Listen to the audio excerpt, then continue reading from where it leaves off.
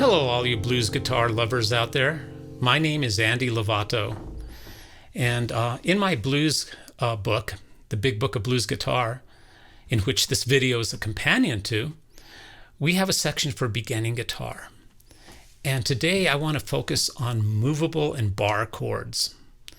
And so I want to give you just some basics on how to use those. So I want to give you the granddaddy of all bar chords.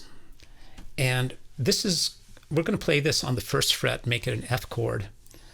And basically I'm going to bar across my first fret with my one finger. And then I'm going to place my other fingers, my two finger on the second fret of the third string, my three finger on the third fret of the fifth string, and my four finger on the third fret of the fourth string, to create an E chord that sits underneath my bar. So what's nice about this bar chord is you can move it up and down the neck.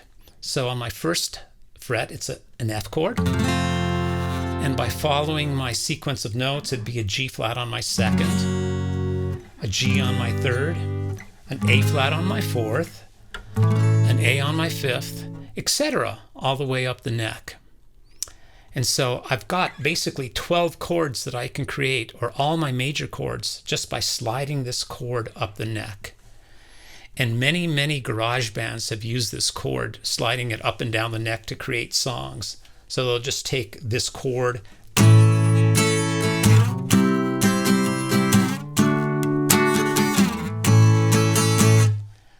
and I don't know how many songs have been created using that bar chord in rock and roll.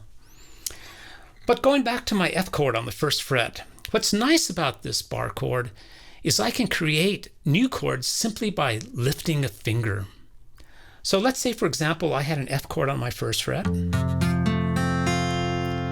If I lift my number 2 finger, it's not an F chord anymore. It's an F minor chord. And I've made the major chord into a minor chord simply by lifting that one finger. If I'm playing this chord and I lift my number 4 finger, it's now an F7th chord.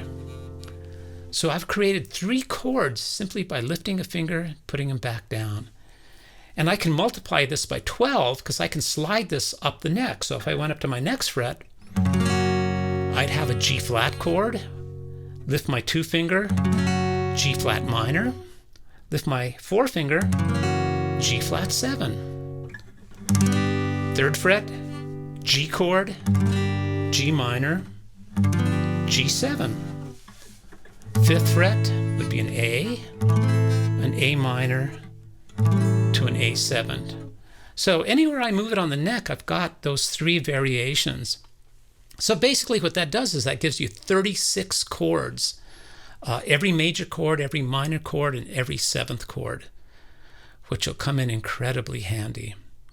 So if you check my book, I have some bar chord variations that you can use going up and down the neck. And I think you'll find these very helpful. Now really, you can move any chord on your guitar neck up or down if you're pressing down every string that you're playing. You can't do this if you have an open string. Because if you have an open string and you try to move the chord up the neck, like let's take a C, and I try to move that up a fret, nope, not happening.